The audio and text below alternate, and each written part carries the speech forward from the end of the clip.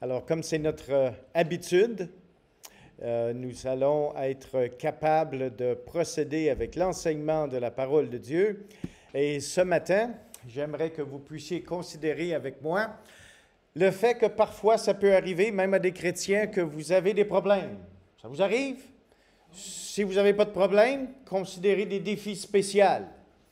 Et si vous n'avez pas de défi spécial, bien, imaginez-vous qu'à un certain moment donné, bien, il peut y avoir une tuile qui vous tombe sur la tête.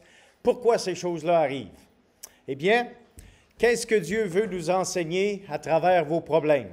Eh bien, les problèmes auxquels vous faites face vont peut-être contribuer à votre développement ou à votre défaite, dépendamment comment vous réagissez face à ces problèmes. Quand vous avez des problèmes, là, ce n'est pas nécessairement juste le problème, c'est quelle va être votre réaction face au problème. Ça, c'est important parce que j'ai souvent dit, il y a très peu de choses que nous contrôlons dans la vie. Mais il y a une chose que le Seigneur nous a donné le plein contrôle, c'est sur notre attitude. Alors, quand une tuile vous tombe sur la tête, un problème quelconque, quelle va être votre réaction face à ce problème? Malheureusement, la plupart des gens ne voient pas comme comment Dieu veut utiliser les problèmes dans votre vie. Souvent, les gens, et même les chrétiens, réagissent mal et se sentent offensés face à leurs problèmes, plutôt que de s'arrêter pour un moment et faire une pause pour considérer quels sont les avantages qu'ils peuvent tirer de leurs problèmes. Et je vous admets, frères et sœurs, qu'après cette semaine remplie de défis, je me suis posé la question, Seigneur, qu'est-ce que tu veux m'enseigner à travers qu'est-ce qui est en train de se dérouler dans notre vie? Vous savez, vous pouvez avoir des plans, mais qu'est-ce qui arrive quand il y a des délais au plan? Eh bien, c'est ce que nous avons vécu, ma femme et moi, cette semaine.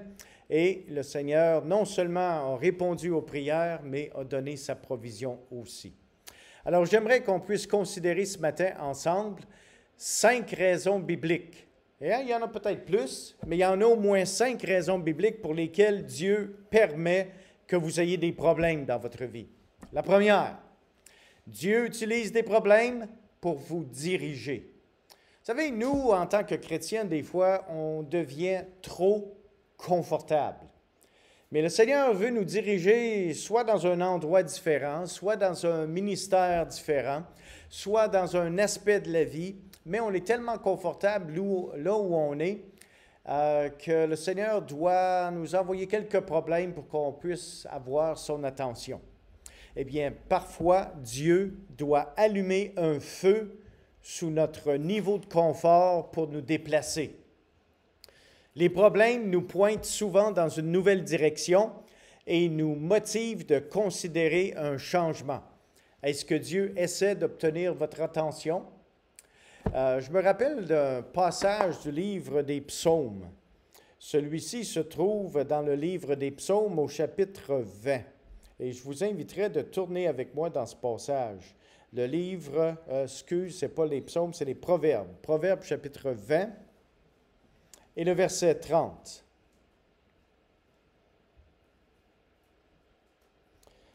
Proverbe, chapitre 20, et le verset 30. Dans ce texte, il nous est dit ceci.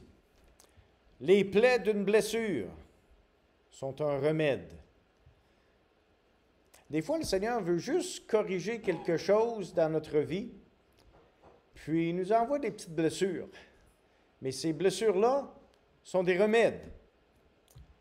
Et il est dit en plus, de même, les coups qui pénètrent jusqu'au fond des entrailles. Des fois, ça fait un petit peu plus mal, c'est un peu plus profond, mais tout ça, c'est dans le but de nous rendre inconfortables dans un contexte que nous sommes, parce que le Seigneur veut nous réaligner dans une direction différente. Des fois, c'est quelque chose qu'on a fait, qu'on n'aurait pas dû faire. Des fois, c'est juste un déplacement que le Seigneur veut nous faire considérer. Alors, une des raisons pourquoi nous avons des problèmes dans la vie, des fois, c'est que le Seigneur veut nous donner une nouvelle direction.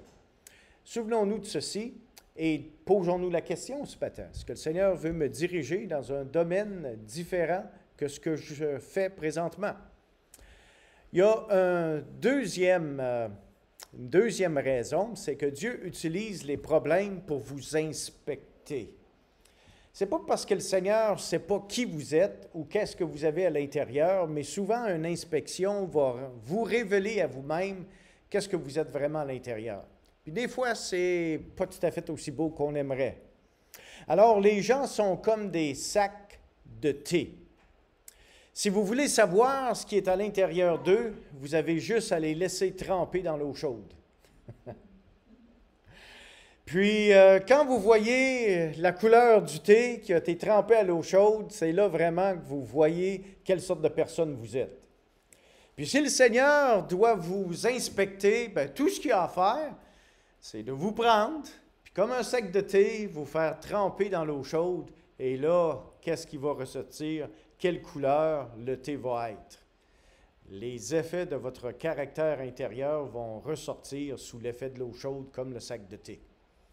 Qu'est-ce que vous allez avoir à boire comme breuvage si le Seigneur décide de vous inspecter? Est-ce que Dieu a déjà testé votre foi avec un problème? Eh bien, qu'est-ce que les problèmes révèlent à votre sujet? On va consulter un passage des Saintes Écritures, mais cette fois dans le Nouveau Testament, dans l'Épître de Jacques, premier chapitre, et le verset 2 à 4. L'apôtre Jacques ici dit, « Mes frères, regardez comme un sujet de joie complète les diverses épreuves auxquelles vous pouvez être exposés. » Alors, deux choses ici. Les diverses épreuves auxquelles vous pouvez être exposés. Ça veut dire que ça pourrait arriver. Puis, quand ça arrive, quelle devrait être votre réaction? Ça devrait être, regardez cette épreuve comme un sujet de joie, mais pas une joie ordinaire, un sujet de joie complète. Est-ce que vous réalisez que même dans la vie chrétienne, il y a différents niveaux de joie? Il y a une joie, je suis content, je suis en santé, le soleil brille, c'est une joie de base. Mais il y a une joie aussi quand vous vous réjouissez du trésor que vous avez dans le Seigneur Jésus-Christ, puis ça vous donne un aller de servir le Seigneur. Oui, c'est un autre niveau de joie. Mais ici, l'apôtre parle d'un sujet de joie complet. Ça, là, c'est le maximum de joie que vous pouvez avoir. Pouvez-vous réaliser, les amis, que les épreuves peuvent amener un sujet de joie très élevé? C'est pas comme ça qu'on a tendance à penser aux épreuves. « Ah, tabarouette, encore une autre affaire qui vient de m'arriver. » Bon, ben c'est ça, c'est pas une grosse réjouissance. Alors, l'apôtre dit ici, regardez comme un sujet de joie complète les diverses épreuves. Ça veut dire ça qu'il peut vous arriver une épreuve une journée. Puis l'épreuve est terminée, ça a bien été, vous vous êtes réjouis, mais dans une semaine, vous pouvez avoir une autre épreuve d'une différente sorte de situation. Alors, souvenez-vous qu'il peut y avoir plus qu'une épreuve et que les épreuves vont vous causer de réagir. Mais comment allez-vous réagir? Avec joie? Merci Seigneur! Une belle tuile qui vient de me tomber sur la tête. Et ça pourrait vous amener un sujet de joie complète. Verset 3, « Sachant que l'épreuve de votre foi produit la patience. » Si jamais tu manques de patience, là, moi j'ai un petit secret à te donner. Demande au Seigneur qu'il t'envoie plus d'épreuves. Vous allez être surpris comment est-ce que la patience va augmenter. Et en plus, il dit au verset 4, « Mais il faut que la patience accomplisse parfaitement son œuvre, afin que vous soyez parfaits et accomplis sans faillir en rien. » Vous savez, c'est quoi le but des épreuves, le but des problèmes, des défis? Eh bien, c'est que vous deveniez de plus en plus parfait. C'est-à-dire que le Toe Blake d'aujourd'hui ne devrait pas être le Toe Blake de demain. Mais le Toe Blake de demain devrait être un meilleur Toe Blake que celui d'aujourd'hui. Vous suivez l'idée? Et ça, c'est accompli à travers les épreuves, les difficultés, les événements qui peuvent vous arriver, que le Seigneur vous envoie. Et il vous les envoie parce qu'il dit aussi, sachant que l'épreuve de votre foi produit la patience. Ça peut vous arriver, les amis, c'est ce que ce texte dit. Et si ça vous arrivait cette semaine, êtes-vous prêts?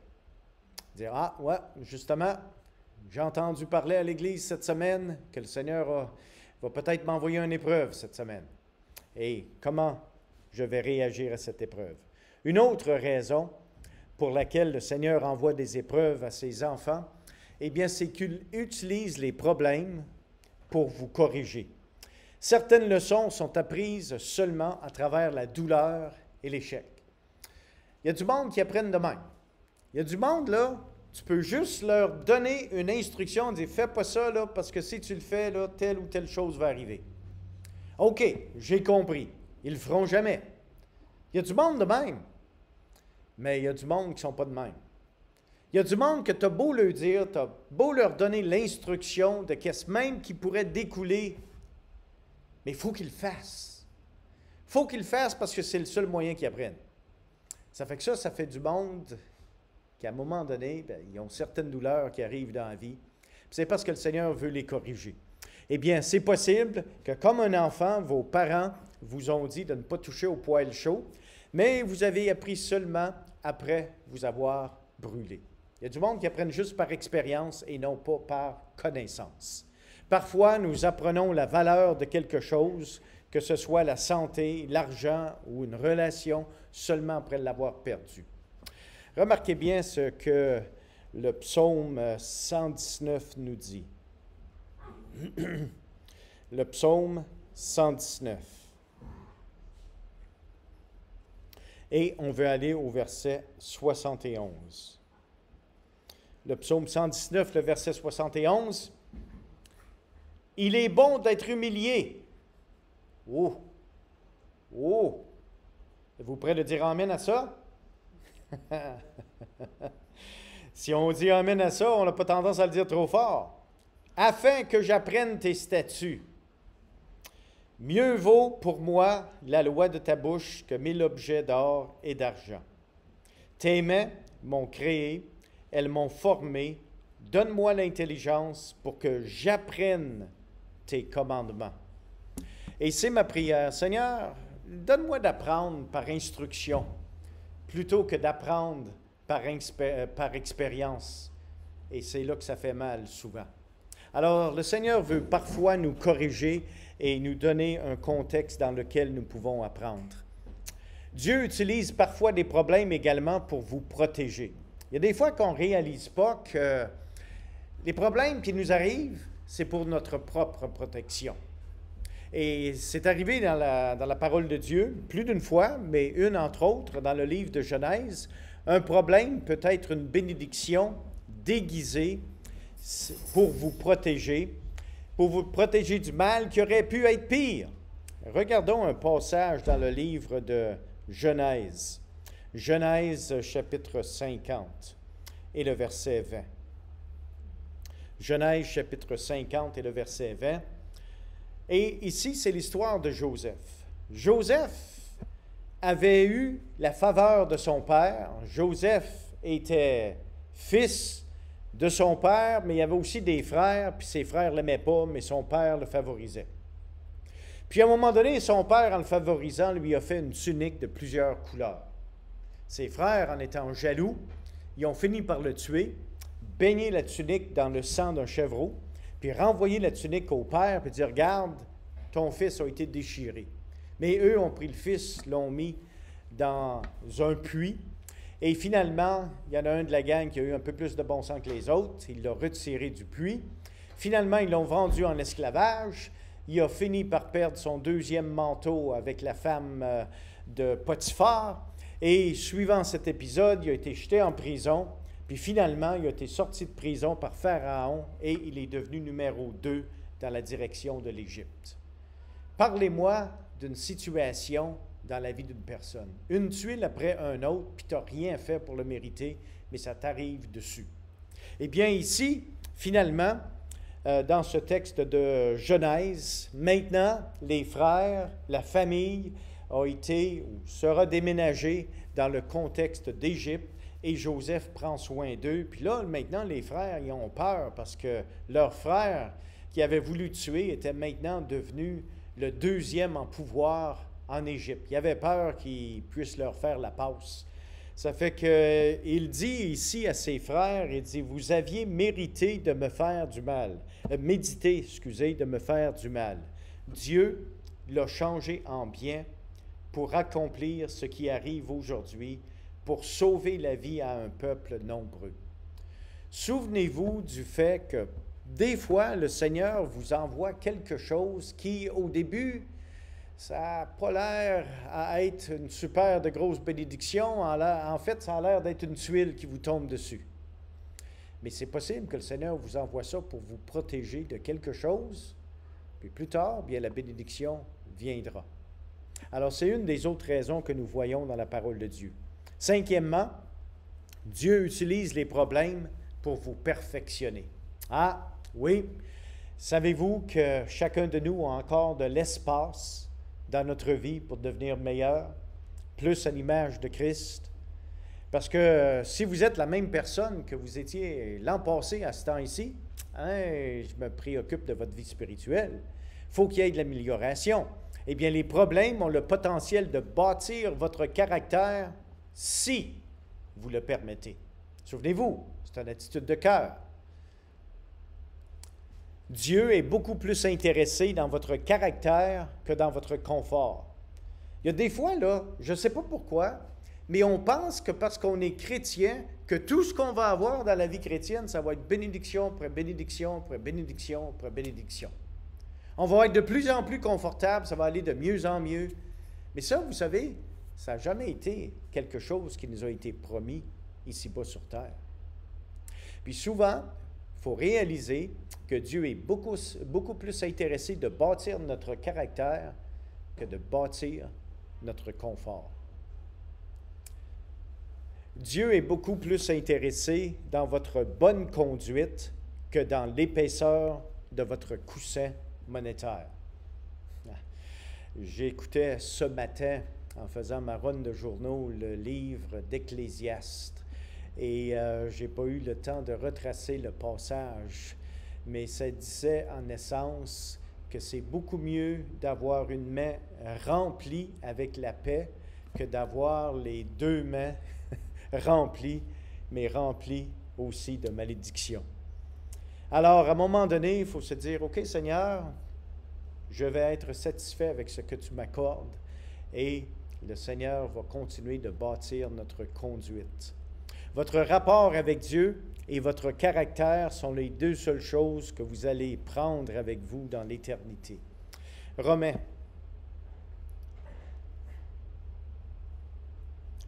chapitre 5 et le verset 3.